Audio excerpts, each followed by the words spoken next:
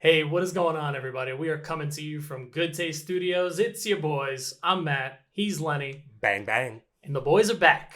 And In as town. always, like, comment, share, but most important, hit subscribe on that subscribe button over there. And if you're listening to audio, make sure you're subscribing everywhere where podcasts can be found. What's up, Lenny? How you feeling, buddy? That's like Spotify, Apple, Google, fucking Pandora, iHeartRadio. It was going to take longer for me to list all of those than to just say wherever podcasts can be found. Sorry, I stuck around a little too long on that. Matt, I'm doing great right now. I'm fresh off of a Super Bowl championship in my Madden franchise, so props to me, dude. I know you've been putting in the work. Yep, I had a good draft too, so it's been a pretty exciting day. Also, you know what else is exciting for me, Matt? And this one comes to you, my man. I kind of felt like we were going to go there eventually. We're coming out with the heat. You said something that was just outrageous at the end of our last episode. And if you haven't seen our last episode, I'm sure you can go to somewhere around here and find it. Yeah, I may have said something along the lines of Davison Figueiredo. Yeah, Probably going to lose. You didn't know, dude. Like, I don't even know if that was exactly... Like, I think you said he was just going to get, like, destroyed. I don't know if I said he was going to get destroyed. I may have given Alex Perez maybe more credit than credit was due. But what I will say is that Davison Figueiredo, not only is a badass, finishes that fight in tremendous fashion, and then just goes on and says, you know what? Serve me up another, sir. I'll have some more. And the great thing that the UFC did here, Matt, and what you're referencing is he, on literally like 20 minutes turnaround, they lost a main event for next month's pay-per-view, 256. It was going to be between Peter Yan and Aljamain Sterling. That's off the card. They were like, hey, Davidson, you didn't take any bit of a beating in that because it lasted 90 seconds. Why don't you come over here and fight again? And he was like, oh, Moreno, the guy who fought earlier tonight and had an impressive victory? Yeah, you want me to fight that guy? Fuck him. Yeah, I'll beat his ass. Where do I sign, Mr. Barragodi? Yeah. Yep. He is game, and you can tell by that performance, he could really win anywhere. If it's a stand-up game, very dangerous guy, as he showed against Joseph Benavidez. And if it's a grappling game, forget about it, guy.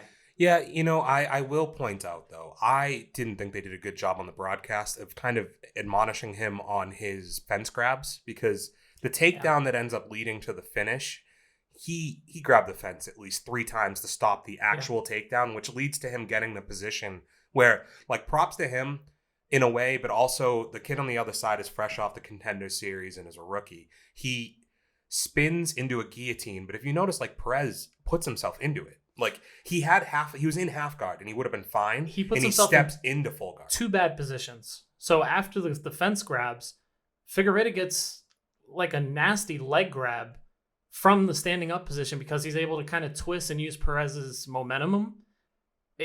In both fashions, he's able to pull out a submission, and with that guillotine, he comes away with that's a huge lock. And you think Alex Perez is going to be able to get up from it? No, he locks it in even deeper.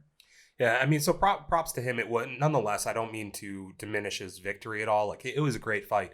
And for a division that a year ago they were trying to get rid of, all of a sudden it's looking pretty exciting there. You have guys like Cody Garbrandt who want to come down and fight for the belt. And now you have a champion who's not only dominant at the moment, but he's finishing fights. He's kind of exciting. And I didn't know much of his background, Matt, but I saw a picture the other day, and it was him like 7 years ago, and he's like a sushi cook or something. Sous chef. A sushi chef.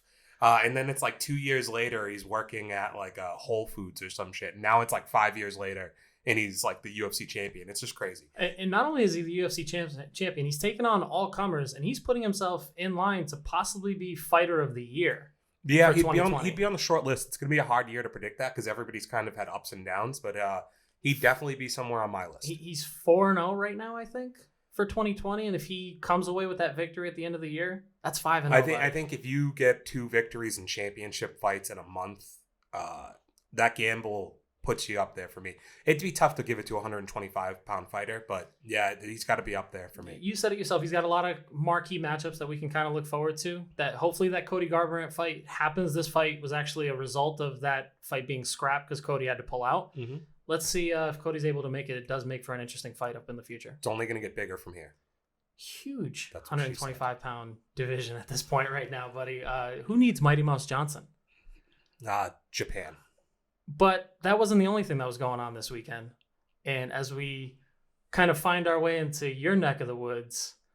Yep, the deep, deep woods of professional wrestling. And that's a Blair Witch Project type woodsy area, my man. It was this week. It was more of a festive time, though, Matt. There was a turkey gallivanting about.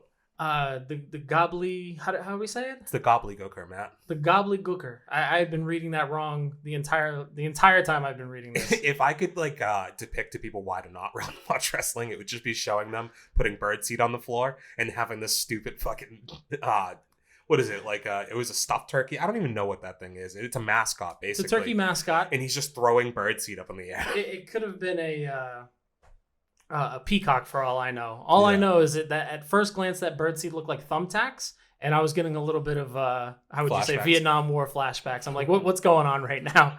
But my man, R-Truth, that guy's a fool for that one. Ends up just running off. 60-time 24/7 champion. So that was a low point, I would say. Matt, I made you watch Survivor Series again, or another wrestling event.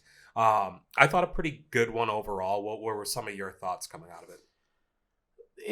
It hit a little bit of the memory feels, if I can say. I mean, what I would say for me, at least, a coming out party for Roman Reigns and him kind of reintroducing himself to me. We'll jump a little bit deeper into that a little bit later, but it really kind of had it all. I mean, there was a good tag team matchup between the Street Profits and the New Day, kind of a passing of the torch, it kind of felt like. Yeah, let's stop there for a second. So what did you think of first of all, New Day in Gears of War? That's kind of cool. That's dope. The entrance was pretty sick, and they're getting their own multiplayer pack in Gears of War, which I don't play, but that's does anybody do marketing better than the New Day? I mean, that guy, Xavier Woods, is basically everything bad going on in the WWE right now as far as YouTube channels, and them stealing them from their talent, all comes from the fact that he was so successful at it. Really? And he now is partnered with them and is the only one that's really allowed to do it anymore. Either way, I digress. What did you think of the Street Profits promo before the match? I thought these guys are really good. Yeah, I think these guys are really talented.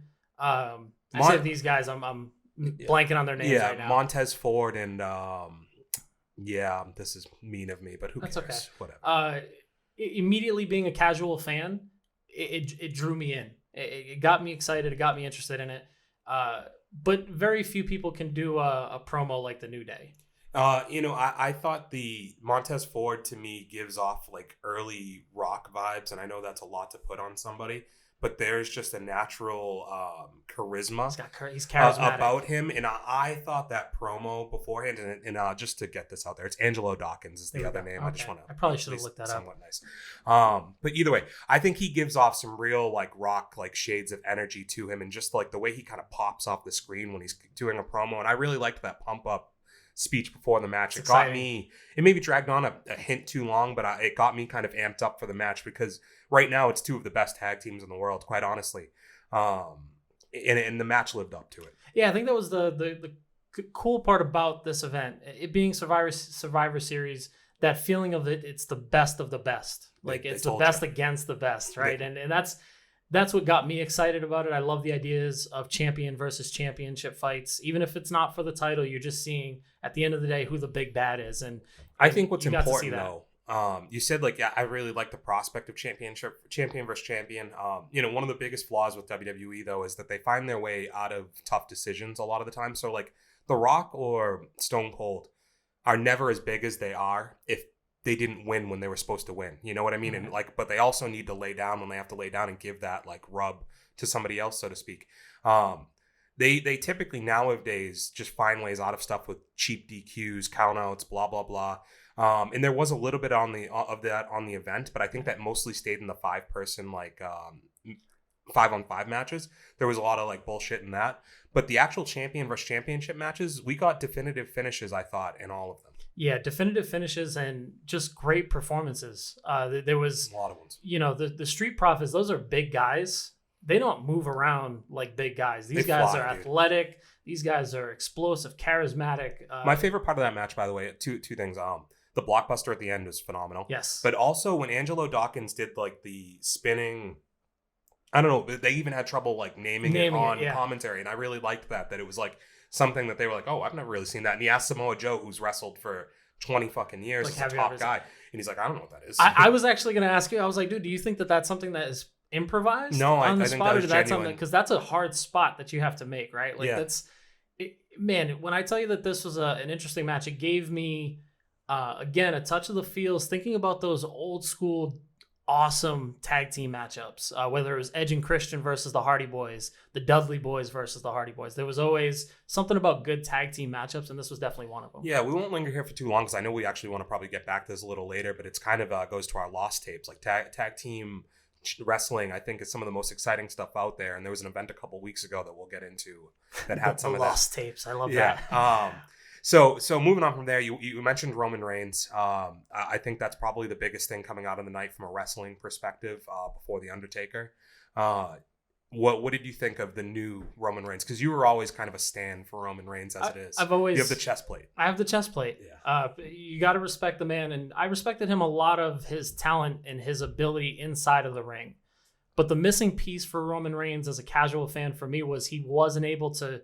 You made a mention of The Rock, who's a relative of his. He didn't have the charisma to cut a dope promo. And that was always kind of missing. And it did seem like he was that silent assassin. And now he takes on this persona of the silent assassin.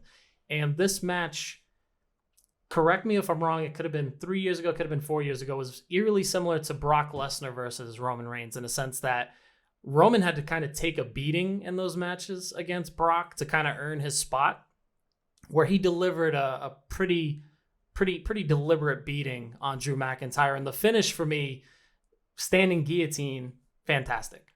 I thought it was very physical both ways. But to your point, like Lesnar and Reigns was certainly physical both directions. This one also went a little bit long, like maybe those do too. Sure.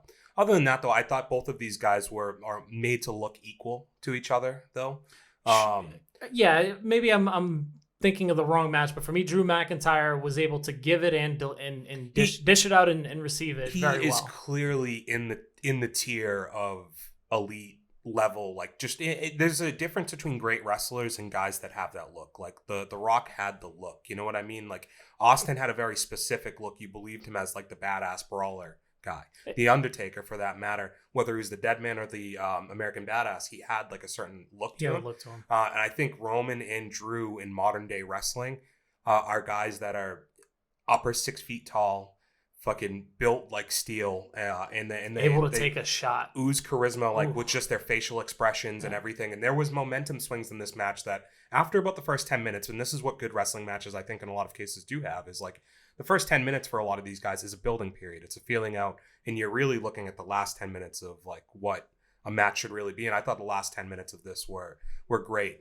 Between the table spot, the barricade spot, the Uso spot. Yeah, well, like in that was a lead up from the 5-person earlier, where Team SmackDown got beat 5-0. Clean sweep. The last person to get eliminated was Roman's cousin, Jey Uso, who at this point is kind of his underling, his henchman, so to speak. And he gives him like a real stern talking to, right, Matt? He basically was like, listen, bro, love you, but you got to go. Yeah, you're out the family, bro. Do yourself a favor, go home. You embarrassed the shit out of me tonight. And much to Roman's delight, Jay doesn't go home, ends up making an appearance at the most opportune time when the ref just happens to get clattered into by Roman. I like the ref. Classic ref spot. Bump. I like the ref bump. He took it good. Like took it very well. So out of the ring. So I did enjoy that. Overall, yeah, great match. I think it definitely continues this build of like Roman to me is he's changing the game in wrestling again. Like honestly, just from a numbers perspective, and I don't have them in front of me or anything, but just from the stuff that I listen to and what I hear, it's like, SmackDown's getting some of the best numbers they've had in quite a long time, consistently week over week right now. And it's because once you have that guy who kind of jumps off the screen at you, people are showing up and it's appointment viewing every week. And that's really important. As being someone who is constantly tuned into the WWE network and you're catching these events every single year, how did this, I guess you could say it was the main event match, right? It wasn't the main event, but how did this stack up for your expectations? It was a good event overall, and that type of main event is something that has severely lacked, I think, the WWE. There's, like I said, there's always going to be great wrestling quality that I can find out there, and I could watch a million different things for that. But the specific thing to the WWE, I think for everybody, whether you watched it 20 years ago in the Attitude Era, 10 years ago, or you're watching it now, is you're looking for people that are larger than life. And like, that was a marquee matchup that I think they gave us. And honestly, I showed you the build beforehand, so you kind of had some context before you watched it. They built this match in 2 weeks. Like that I thought it had a real main event feel for a match in 2 weeks. And that just goes to show over the past 2 years, two guys who have been booked consistently to look legit have looked legit, and you come out of it with a legit finish. Like, Roman didn't win without some help, but he did win. He choked him unconscious. He didn't win by what I thought he would have won. For me, I thought it was going to be the big spear. I thought it was going to be the Superman punch, and you see that in this match. But Drew's still coming forward. Yeah, and both of these guys left this match with their stock extremely high. I think Roman did a great job of executing that finish, and Drew just passing out at the end, getting choked out. Fantastic. You know what I don't like, Matt? And just thinking about it right now. So that choke, I like that he's utilizing the choke, Roman Reigns, and that's kind of been his new go-to finisher because it allows him to look dominant, choking somebody out cold. You know what I don't like? I think as MMA fans, I don't think a guy that big, I want to see him jumping guard into a guillotine. No, absolutely not. I think that he should be doing like a standing palm-to-palm, guillotine, like standing guillotine, and like the guy should be dropping to their knees in pain because his strength is so like immense, and he's gonna break his neck, and then it chokes him out cold. I don't like the idea. Power, I don't like the idea of Roman straddling a man. It's a weird look for your biggest face out there, the guy who's kind of selling your product, to be that large and to be jumping guard to guillotine somebody. I think it's an opportunity for him. I didn't like it. Yeah, I think there's an opportunity for him. I did like the finish, but to your point, there is something weird about that. I just think there's a better way to do I don't have a problem with you choking the shit out of somebody to knock them out. I think that's more realism in crossing the line with MMA and wrestling, so I'm fine with that. What I will say is, for me, it did bring the point across the line that Drew was a tough matchup for him, and that he had to break it all out. And if you got to pull a man into your guard and choke him with a guillotine, then that's how it has to be done. But and you still get the visual of him being unconscious at the end, and that's huge too. There was some aesthetics that needed to be adjusted, but I think that overall the execution was fantastic. All right, so let's wrap this up with what was the big, I would say draw from like a general population standpoint. How much time do we have? The end of an era, Matt. Yes. The end of 30 years of The Undertaker. He debuted on Survivor Series in, what is this, 1990? It's got to be, Matt, if I do my math right. Yes, sir. Survivor I'm 30 Series, years old. His career is 30 years old. 1990. Legendary streak. I believe it was 21-0 before losing to Brock Lesnar. The Undertaker, I think, is a guy who crosses the boundaries of whether you're a common fan or like a hardcore fan. I think you know The Undertaker, larger than life, to say the least. Yeah, if it's very similar to Ric Flair in that sense, where you make the noise and you know Ric Flair, but if you hear that entrance song of The Undertaker, the dome, you know immediately what's coming. Wrestling's been around for 100 years, right? And I think there's probably 10 guys for people around our age, like that, maybe like late 20s to late 30s range, that there's like 10 guys that are larger than life. Absolutely. That like everybody knows. If you're a male under the age of like 37, you know who certain guys are, and like you know who The Undertaker is. And you've seen their development. For The Undertaker, it was the Phenom, and then it was the American Badass, which for me probably still one of the best personas to ever come across wrestling. It's a little weird after going from being like a zombie for your whole life, but it fit him, and he owned that shit. So like the Last Ride Powerbomb, it was great. That was a great move. But the end of an era, Lenny, and again as a not a casual fan, that diehard fan, this is probably the fourth time we've seen the end of an era for The Undertaker. It's yes, but like it was never explicitly said the way it is. And the only problem that I have right now, Matt, and like and we've said our niceties, let's get into our consensus on that 45-minute like snooze fest that I had to sit through. The biggest detriment to that whole thing, and the saddest part about it, is a guy like that, a 30-year veteran of the game, people don't last that long at his level, and he did it in front of no fans. And then you like trot out 15 veterans and you don't even see them. They don't even say a fucking word. Where'd they go after you had to watch their 20-minute intro of them awkwardly like the weirdest one heaping praise. Well, so the weirdest one also is like if you're a big wrestling fan, you know that Ric Flair and Mick Foley don't like each other in real life, and it was really funny as like Ric Flair's getting hugs and he gets to this weird point with Mick Foley, and Mick Foley's so nice, like this he plays Santa Claus. He wrote like Christmas books, right? And he's like an awkward try to hug, and like Ric Flair couldn't gotten out of there fucking fast enough. It was hilarious. But yeah, they make us this whole like pomp and circumstance, and it's like there's not even fucking fans there. You know, the entrance was still cool. His speech was still okay, like he was in character. But I think the important thing to realize here is when they say end of an era, this should be the last time you see the Undertaker character. I don't think it's necessarily the speech that I think some people might be looking for from this. He's going to get inducted into the Hall of Fame.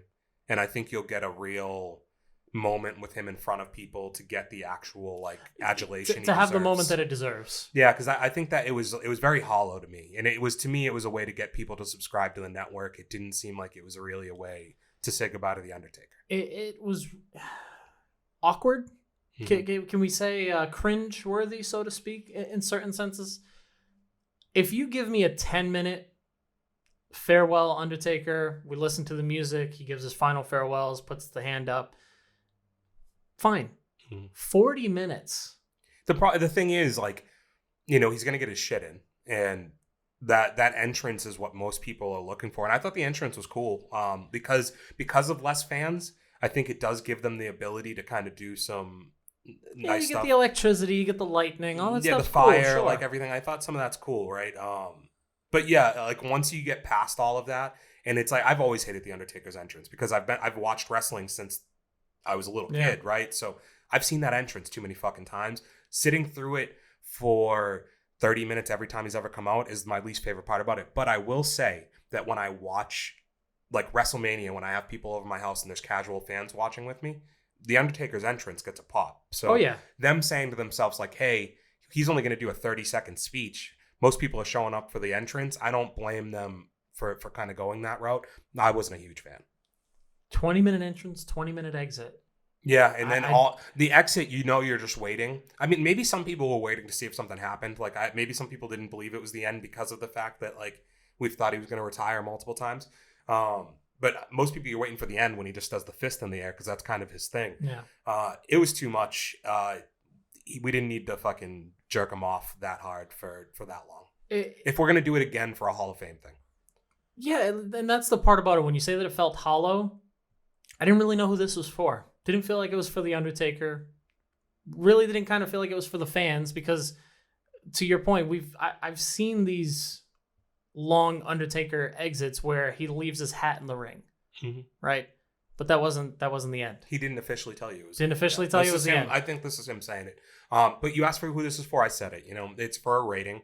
And even though that didn't look fun for The Undertaker, realize that like the night before or the night after or that night, it's literally all of his closest friends and his drinking buddies from most of the time. And just think about like that type of reunion for these like 50-year-old dudes. It's like, hey, getting away from the wife, going to see the buddies. We used to throw back beers in the day. We're going to fucking throw them back again. Like I think we can all identify and be like, when they came to The Undertaker and they were like, hey, we're going to give you a special night where you get to play The Undertaker again. Oh yeah, sign me up. You know, sign me up. I do kind of wonder who played the prank or like ribbed Kane, because like, why did he come out in his outfit? Like, you've been Mayor Kane. We've literally seen you in a suit, and he like, I guess in respect to The Undertaker, came out as Kane, but it's ridiculous when the only people are like Jeff Hardy with his face painted crazy. I'd seen him hug Ric Flair. That whole Ric Flair thing was funny. Really weird. Like, either way, it was just Kane. Kane definitely got somebody played a prank on him. We're like, yeah, no, we're all gonna come out in our like outfits like we were in the 90s. But yeah, you gotta rock the full red spandex. Need you to put the mask on, dude. You gotta do it. But as I call myself a casual fan now, but during the 90s, I was a diehard fan, and The Undertaker was always that prolific character, whether it was, you know, being with the Ministry and them, you know, putting people in the rafters with, you know, crazy music and all that stuff with the full robes. There was always something iconic about The Undertaker, and being that lifelong fan of his, I am hoping that this isn't the last that we see of The Undertaker. Hopefully we can get a better spot when he gets put into the Hall of Fame. Yeah, he's a guy who probably stuck around too long, excuse me. And, you know, he's some of the bad sides of both wrestling and MMA, where like you do Anderson Silva, for instance, Yep. you know, the GOATs do stay around a little bit, but nobody's going to have a resume like him.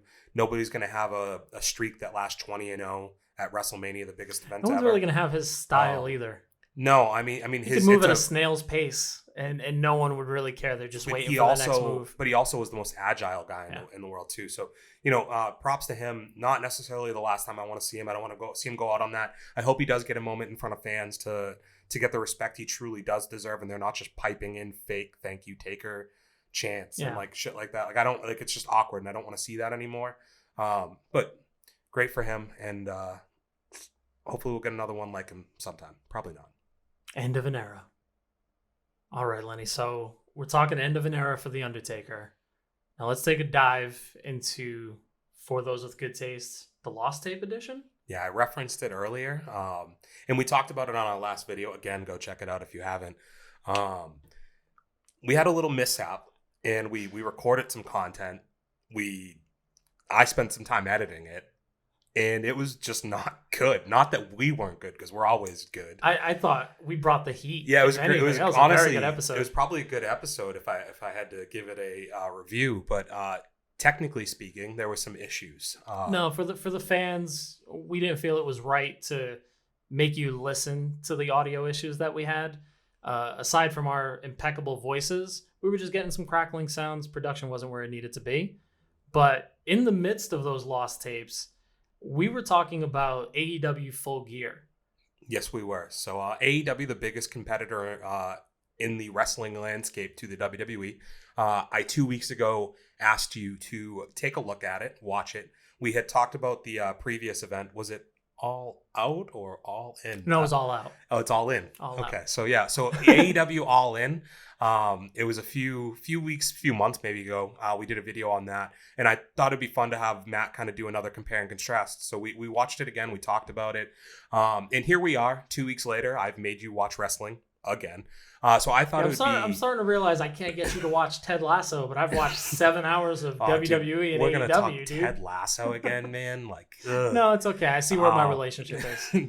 I'll watch a football game this week for you, man. No, you're in debt to me for at least 10 hours, but we'll figure it out. Jesus, I don't know if I can do that. Well, that's like one game, isn't it?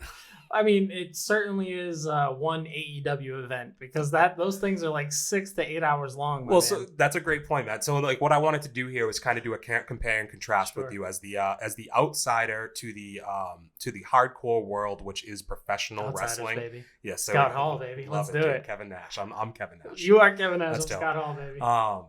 So you kind of have a Razor Ramon feel to you too. So I look. Let's start there.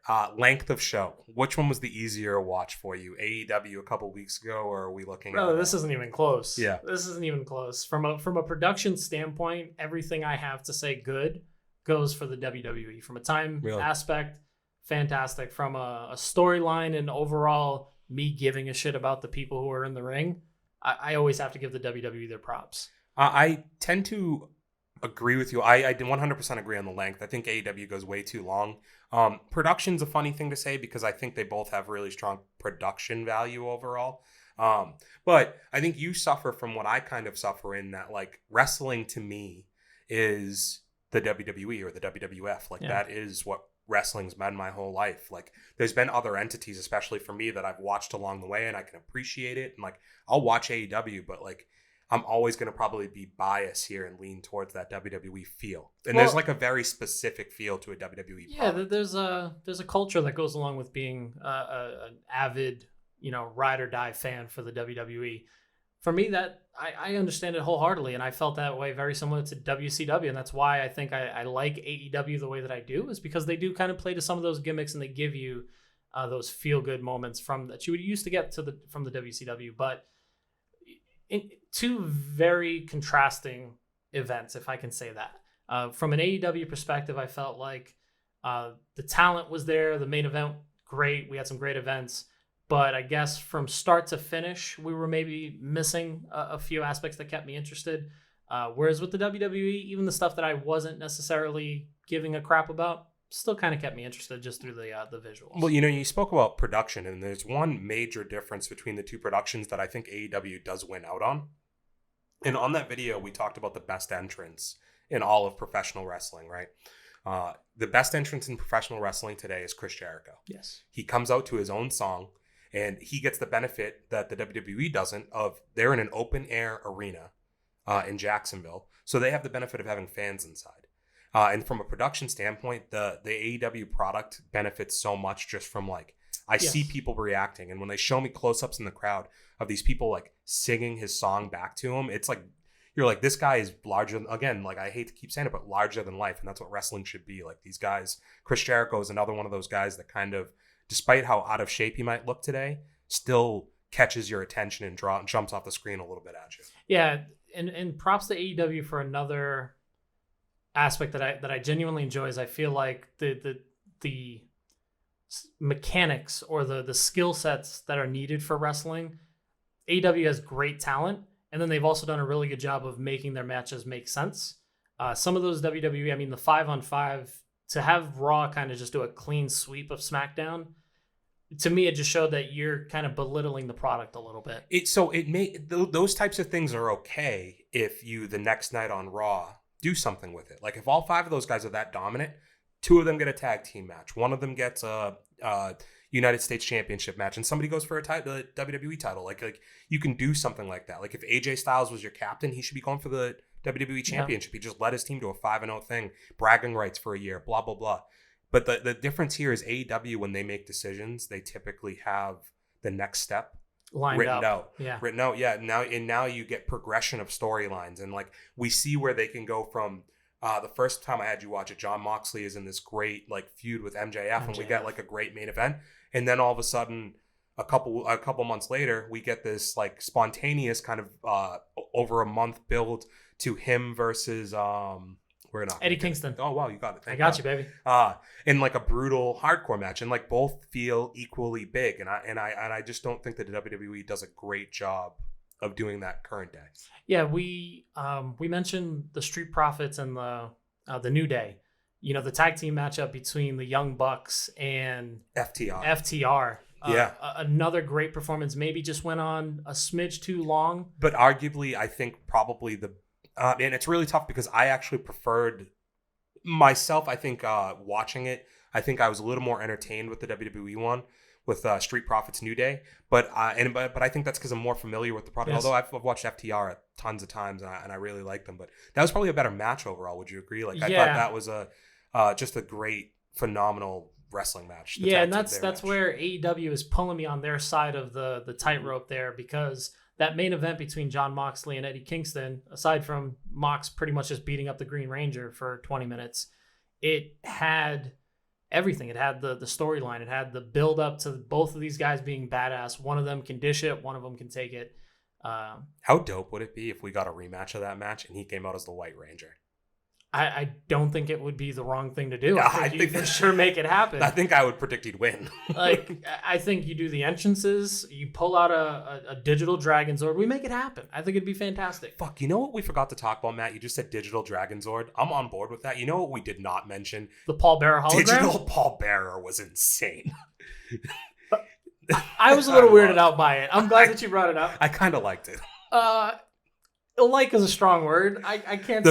I was very indifferent about it. There's 3 famous like holograms now in my life. It's Tupac. It's the fact that Kanye bought Kim her dead dad as a hologram, and just talking about farts for 15 minutes. And now that's absurd too. And now it's fucking the Undertaker has Paul Bearer cackling at him from the grave. Dude. Yeah, that's what a moment. Again, I said cringeworthy. I think that might have been very cringeworthy. But we also said production, and man, that is top notch shit, man. Listen, if you've got it, show it. Show it if you've got it. But to highlight the comparisons, I do appreciate watching both of these events. The AEW event gives me a lot of the skill sets and the moves that I like when I think about combat sports, and they do a much better job of tying the storyline together. For me, story is everything. There's nothing worse than going into a women's 5-on-5. They're just mean girling Lana for the most part. That was awkward, yeah. And then she ends up winning it. Yeah. Well, okay, so what's the point after this? Well, and it did. Yeah, like they think they're making her sympathetic, and then you're happy to see her conquer. But like, hey, if you're not a good fucking wrestler, none of us are going to care if she conquers, right? Like, don't care. Like, don't. And she's been a bad guy and a bully for her whole WWE career. That we could do a whole fucking thing on that. That was bad.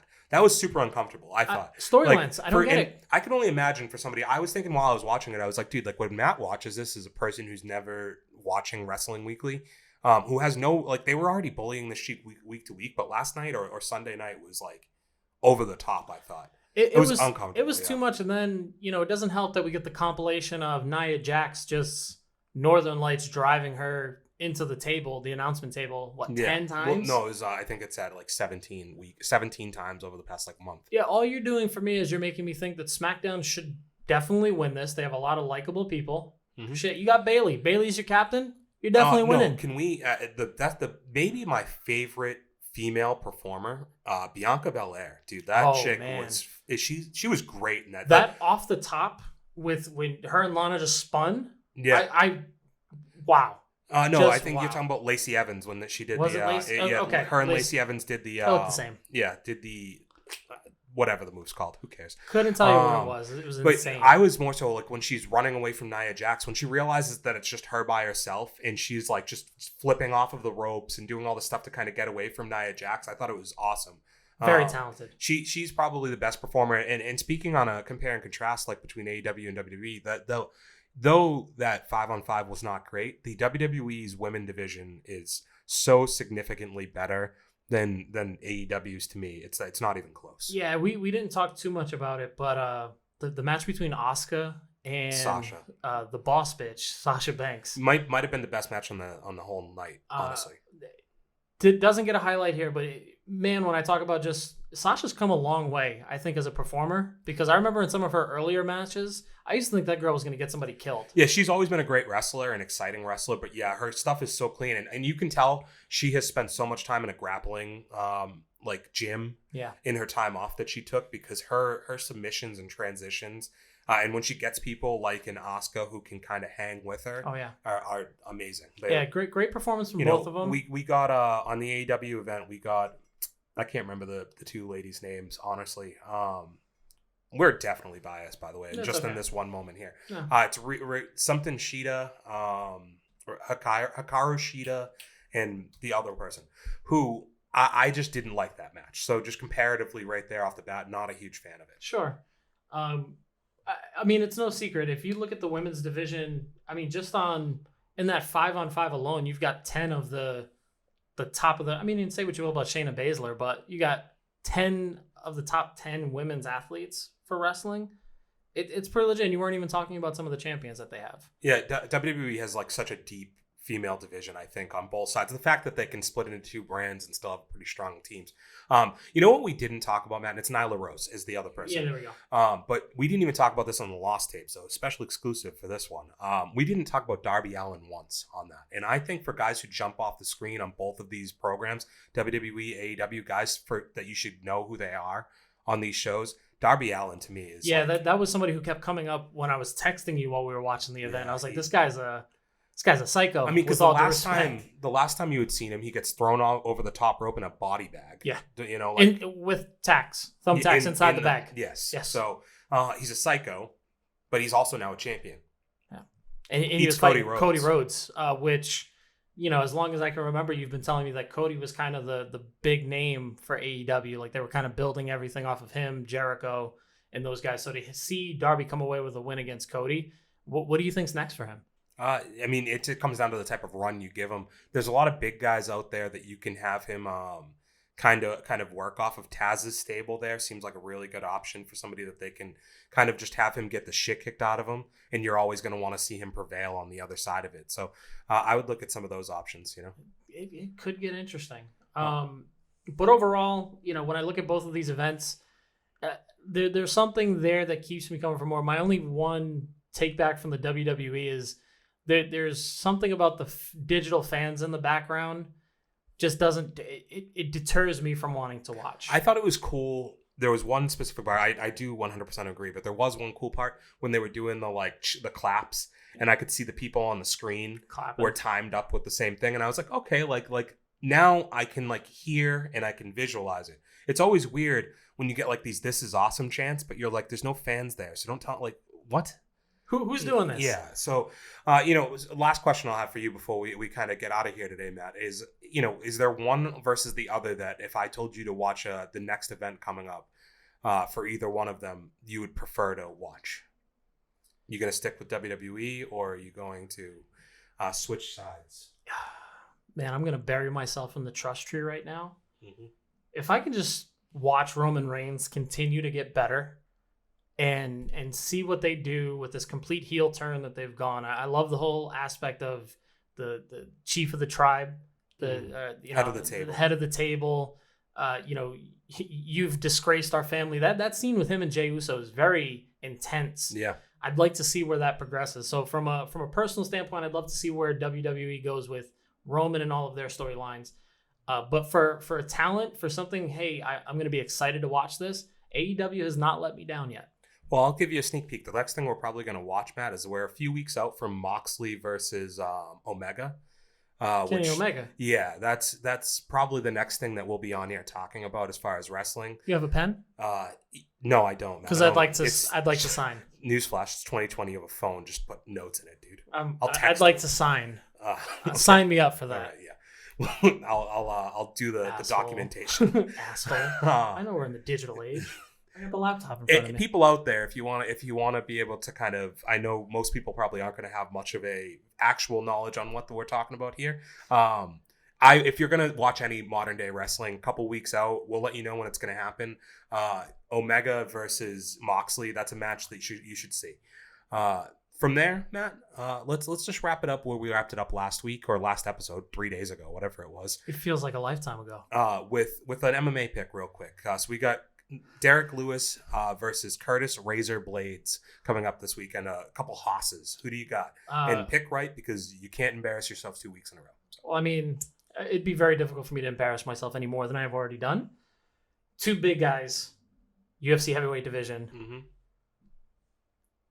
This one for me was difficult because I love Derrick Lewis. I do think that he is one of the most entertaining people in this world, not just from a fighting perspective. Follow him on Instagram. He drops dope videos all the time. He loves big booty bitches, I think, too. Who doesn't? Sign me up for that as well. I respect that, man. Love Derrick Lewis, but I do think that there is a certain level that Curtis Blayes is achieving at this point.